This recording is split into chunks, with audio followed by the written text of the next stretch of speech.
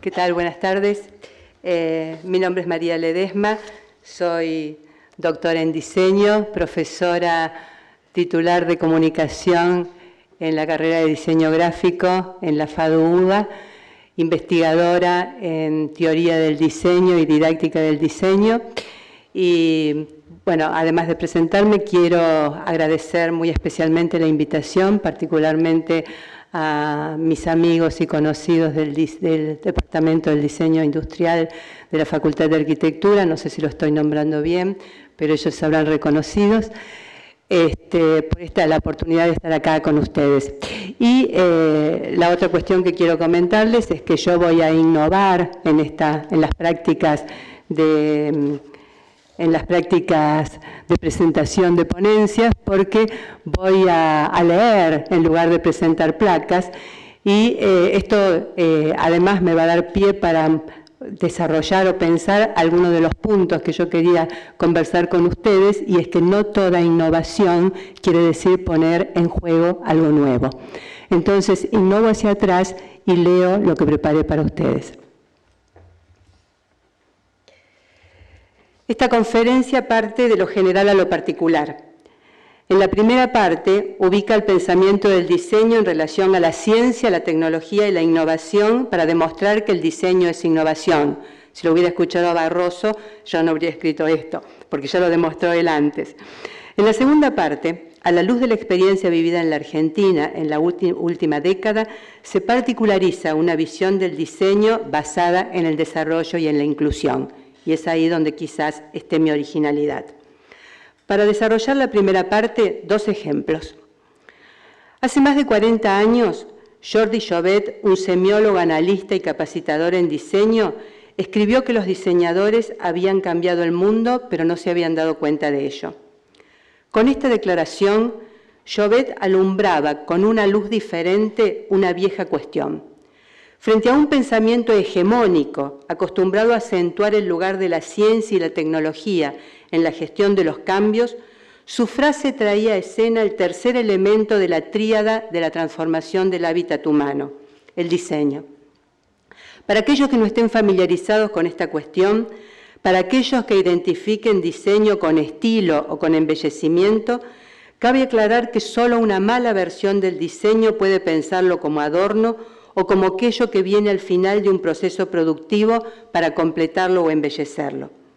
Por el contrario, el pensamiento de Llobet, insisto, de hace 40 años, se centraba en el rol transformador de los productos de diseño, tales como el control remoto, que modificó de manera radical los hábitos de ver televisión y con ellos toda la industria televisiva o publicitaria. En su texto, Llobet abunda en ejemplos de objetos, dispositivos espaciales o dispositivos comunicacionales que, poniendo en uso una tecnología determinada, generan nuevas realidades. Dicho de otro modo, el diseño es la acción de crear ámbitos que integren desarrollos tecnológicos en un dispositivo mediador entre esos desarrollos tecnológicos y un usuario. Algunos ejemplos pueden aclarar. Dada la tecnología son ejemplos viejos. Dada la tecnología de la imprenta, el diseño generó el libro, los libros adaptados a diferentes tipos de lecturas, el libro de bolsillo, el libro ergonómico, y al hacerlo contribuyó a crear un nuevo modo de leer. Dada la tecnología de los rayos infrarrojos o el ultrasonido, el diseñador genera el control remoto y al hacerlo modifica los modos de vivir y producir. El diseño, para aquellos que no lo conocen, aunque ya ha sido dicho también, se corresponde a una serie de profesiones con diferentes denominaciones. Diseño arquitectónico, diseño de comunicación visual, multimedial, industrial, del paisaje, que se basan en la visualización creativa de conceptos, planes e ideas y la representación de esas ideas a modo de instrucciones para hacer algo que no existía con anterioridad. Si consideramos esta definición de diseño con una de las definiciones más clásicas de innovación, que la estuvimos viendo en uno de los paneles anteriores, y que dice, la innovación es el proceso de integración de la tecnología existente y los inventos para crear o mejorar un producto, un proceso o un sistema, es definición de Freeman, veremos que esta definición de innovación coincide casi punto a punto con la concepción de diseño que acabamos de desarrollar. Viene ahora el segundo ejemplo que quería plantear. A mediados de la década del 90, los japoneses Nonaka y Takeuchi, tratando de explicar las razones del crecimiento de las compañías japonesas, llegaban a la conclusión que este éxito se debía a la capacidad de una compañía para generar nuevos conocimientos, diseminarlos entre los miembros de la organización y materializarlos en productos, servicios y sistemas. Y aseguraban, la creación de conocimiento organizacional es la clave del proceso peculiar a través del cual las firmas innovan. El libro ya es un clásico, hace tiempo que sus versiones en español están agotadas, y en general es ampliamente citado, sobre todo por sus conceptualizaciones respecto a la innovación y al ciclo del conocimiento. Sin embargo, a mí me interesa hacer hincapié en un aspecto que los autores no consideran a pesar de su evidencia. Nonaka y Takeuchi sacan sus conclusiones sobre la innovación analizando ejemplos de diseño. El primero es el análisis del proceso de la creación en 1978 del Honda Civic. Así nos cuentan que el punto de partida fue el planteo de una misión, crear un auto que no se parezca en nada a los anteriores de la compañía y que sea económico y barato. El siguiente paso implicó la traducción de la misión en un concepto, que fue el de evolución automotriz. Y el tercero, el hallazgo de una metáfora capaz de expresar el concepto. Para resolver ese paso, fue necesario plantear una serie de preguntas. Si el automóvil fuera un organismo, ¿cómo tendría que evolucionar?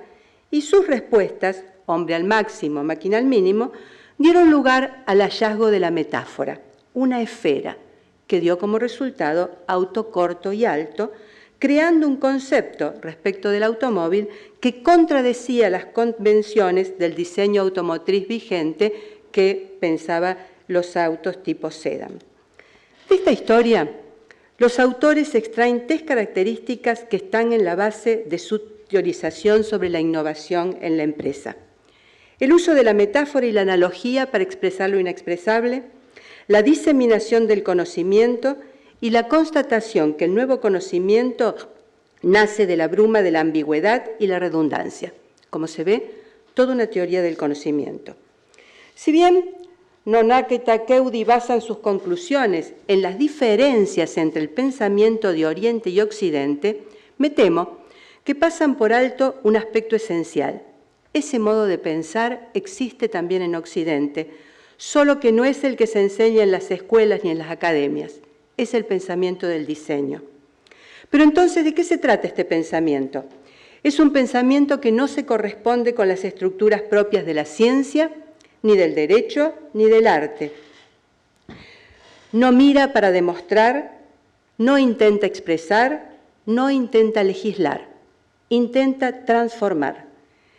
La conclusión de esta primera parte de mi exposición es que mucho antes de que la innovación apareciera teorizada en el horizonte de la economía contemporánea, el diseño, cuyo pensamiento es el pensamiento proyectual, era innovativo. El diseño es en la innovación porque su cualidad es la transformación. A esa cualidad de transformación le corresponde un tipo de pensamiento caracterizado por la incertidumbre. Nunca sé qué es lo que va a salir. La búsqueda, la resolución de problemas, el planteo de problemas, la presencia de soluciones diversas, ninguna de las cuales es mejor que la otra, el poder de lo aleatorio y la valoración del contexto. Barroso Neto nos daba una clase excepcional de valorización del contexto cuando hacía esas preguntas a las personas para poder conocer cómo está pensado, cómo está funcionando ese contexto.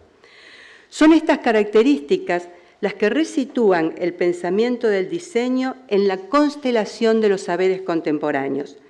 Frente a años de olvido en los que se hablaba de los productos diseñados y de su acción en el mundo, pero no del pensamiento que los generaba, frente a años en los que el concepto de tecnología tapaba al de diseño, hoy el diseño ha pasado a ser el modelo de pensamiento en el que economistas o pedagogos buscan referencias sobre un tipo de conocimiento que desde su origen está orientado a la acción. De manera más enfática, de todas las disciplinas que proyectan, que prefiguran mundos económicos, sociales, culturales de carácter natural o virtual, las disciplinas del diseño son las únicas que reivindican para sí el carácter proyectual, el carácter de inventar un mundo que funcione, que sea habitable. Desde este punto de vista, la innovación le es propia y característica. Para las demás disciplinas, la innovación es una necesidad coyuntural, un agregado o, en el peor de los casos, la peor literatura sobre los emprendedores, una actitud o un rasgo de carácter de individuos o compañías insertos en un sistema. Para el diseño, la innovación es constitutiva, hacer aparecer algo que no está. En este sentido, no tiene estructuras intrínsecas propios de los saberes clásicos, sino que en él conviven elementos cognitivos, prácticos y estéticos junto a un lugar claro en la producción de los bienes materiales. Sin embargo, sería ingenuo pensar innovación y diseño desde un plano tan general, ignorando las vicisitudes de ambos conceptos y su vinculación a la producción capitalista. La innovación, en sentido restringido, es un motor del desarrollo capitalista y el concepto ya está en germen en Adam Smith o en David Ricardo. Desde entonces ha experimentado una evolución que lo ha llevado desde la innovación de productos hasta la innovación en servicio o innovación en procesos productivos o en gestión de organizaciones. Paralelamente, los modelos de innovación se han complejizado, pasando desde las concepciones ingenuas que suponían que había una relación directa entre inversión en investigación y desarrollo innovativo, hasta la consideración de los procesos de difusión, diferenciación entre inventar e innovar, y la importancia de la interacción empresarial. El hecho que el concepto de innovación ocupe hoy el centro de la escena y aparezca como reemplazo a la vieja I+D, investigación y desarrollo, tiene que ver con la crisis del capitalismo industrial y el pasaje al capitalismo cognitivo, concepto este de la sociología económica que busca hacer la inversión política y crítica de las etiquetas corrientes respecto de la sociedad de la información o sociedad del conocimiento. Con el concepto de capitalismo cognitivo se designa el desarrollo de una economía basada en la difusión del saber y en la que la producción de conocimiento pasa a ser la principal apuesta de la valorización del capital, cosa que vimos en el panel anterior. En esta transición, la parte del capital inmaterial e intelectual, definida por la proporción de trabajadores del conocimiento y de la actividad de alta intensidad de saberes, servicios informáticos, I+D, enseñanza, formación, sanidad, se afirma en lo sucesivo como la variable clave del crecimiento y de la competitividad de las naciones. Como ha sostenido Rifkin en su libro La era del acceso, el capital cognitivo inmaterial juega un rol central en la creación de valor y representa el componente más importante del capital empresarial. Cifras dadas por la UNESCO en el 2009 indican que el capital intangible representa un 77% de la riqueza mundial, frente a un 7% del capital natural y un 18% del capital manufacturado. Importantes empresas externalizan su capital material y venden ya solamente saber, servicios e intangibles como su propia marca. ¿Y qué es la marca sino una construcción realizada desde el diseño? Si analizamos los textos clásicos de la literatura de la innovación, contando al de Nonaka entre ellos, veremos nuevamente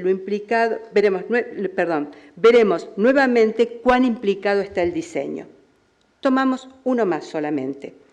Howard Stevenson a quien la teoría de la innovación le debe el desplazamiento del concepto de innovación desde el producto hasta la organización, demuestra este concepto apelando al ejemplo de McDonald's.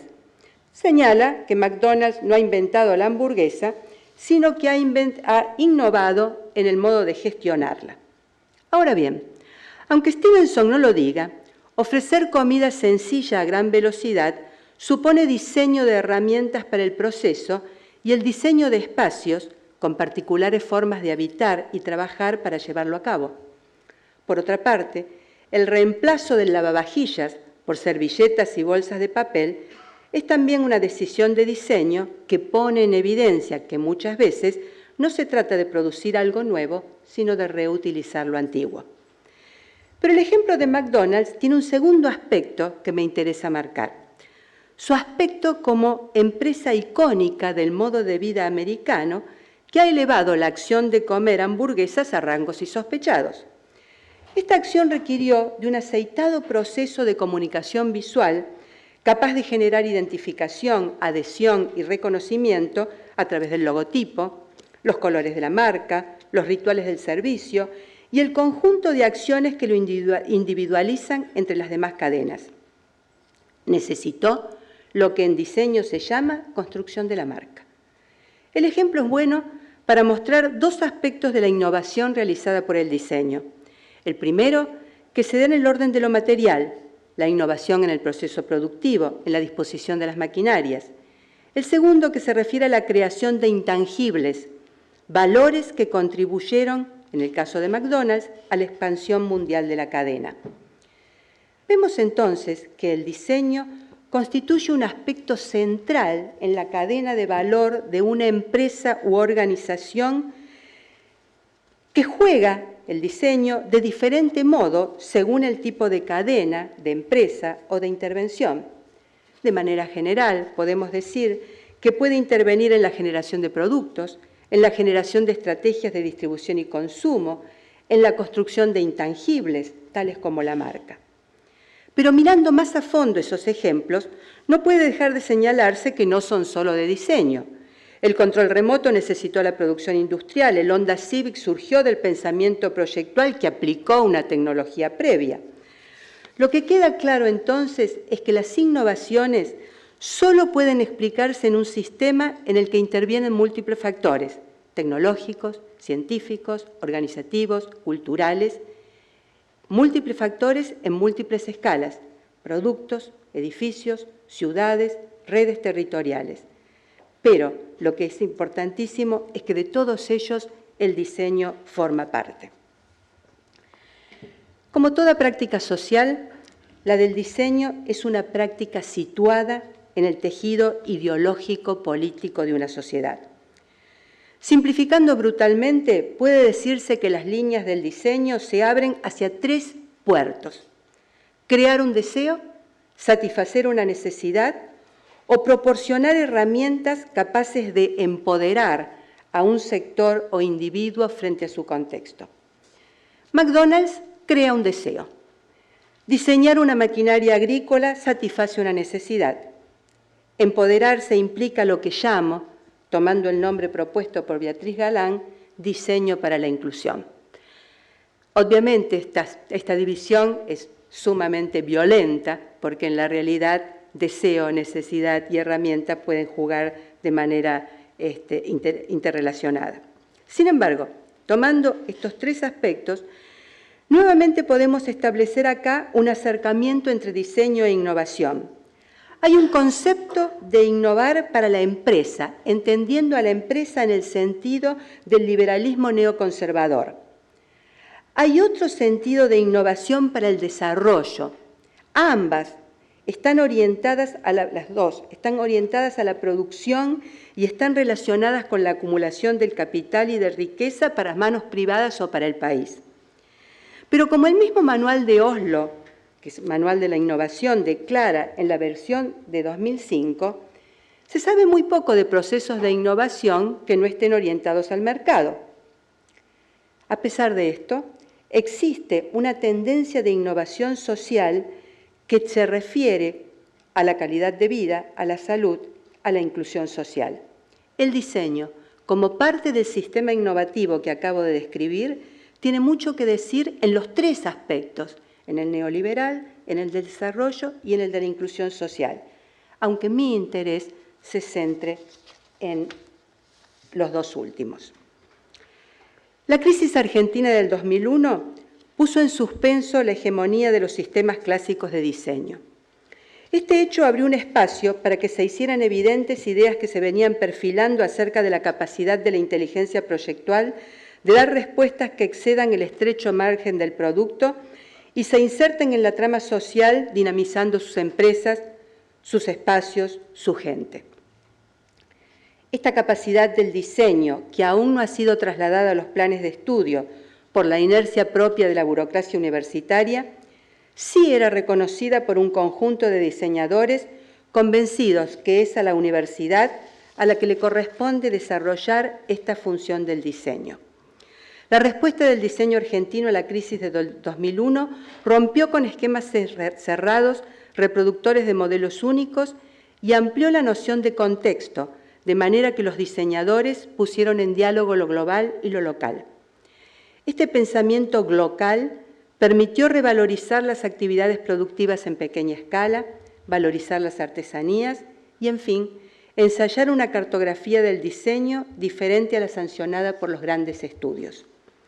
El proceso no tuvo, como suele decirse, epicentro en Buenos Aires, sino que reconoce una gran diversidad que va desde las economías urbanas, Buenos Aires, Rosario, Córdoba, Mendoza, hasta las economías basadas en recursos naturales, minerales, forestales, energéticos, pasando por aquellas cuyo eje es el turismo y los servicios en general o la combinación de dos o más de ellos en un mismo territorio.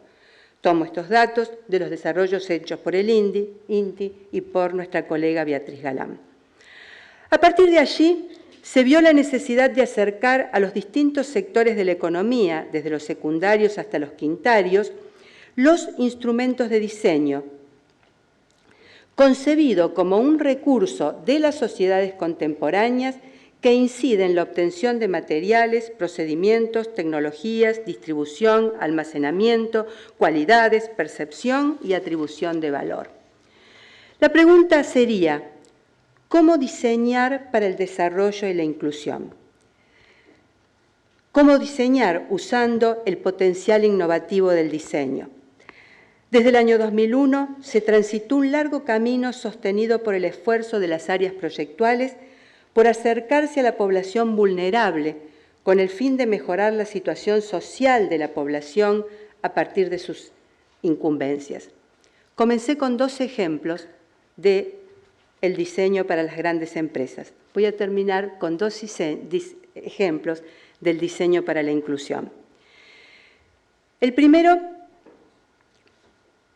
es una experiencia llevada adelante por el INTI, en la misión de cadenas de valor del INTI, que es el Instituto Nacional Tecnológico Industrial de la Argentina, que la misión Cadenas de Valor es la investigación, desarrollo, innovación y transferencia de metodologías y herramientas de extensión para la intervención en sistemas sociocomunitarios de producción, con el propósito de favorecer y promover el autoabastecimiento de las comunidades y la recuperación como bien de cambio de los recursos locales transformados en productos, promoviendo la agregación in situ eficiente de valor y la distribución justa de la renta derivada.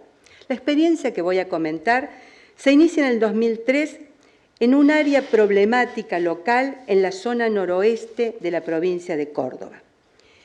Inicialmente el proyecto, integrado mayoritariamente por mujeres adultas, asumió la denominación de cadena de valor textil artesanal en el corredor Punilla tras la Sierra, cuyo principal objetivo consistió en transformar una cadena de unidades productivas familiares de subsistencia con antecedentes de muy débil articulación horizontal y vertical en una cadena de valor para la producción de textiles artesanales, emulando la figura de fábrica a cielo abierto.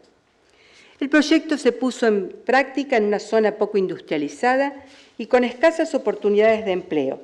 Se identificaron primero los distintos escalones de la cadena, los productores primarios, los esquiladores los acondicionadores de lana, los hilanderos, los tejedores, los comercializadores y técnicos, considerando el proceso de diseño con una mirada integral que atraviesa la misma en todos sus eslabones. Conozco bien la zona porque es la zona en que nací y he visto en ella, a partir de este desarrollo, crecer los vínculos sociales, los vínculos económicos a partir de la unión de saberes locales con los saberes locales con los saberes del diseño. El segundo ejemplo tiene que ver con el cartografiar. El taller libre de diseño, el diseño anterior, sí, dije que pertenecía a una experiencia del INCTI y no retengo el nombre de la diseñadora que lo lleva a cabo. Marcela Milaraña.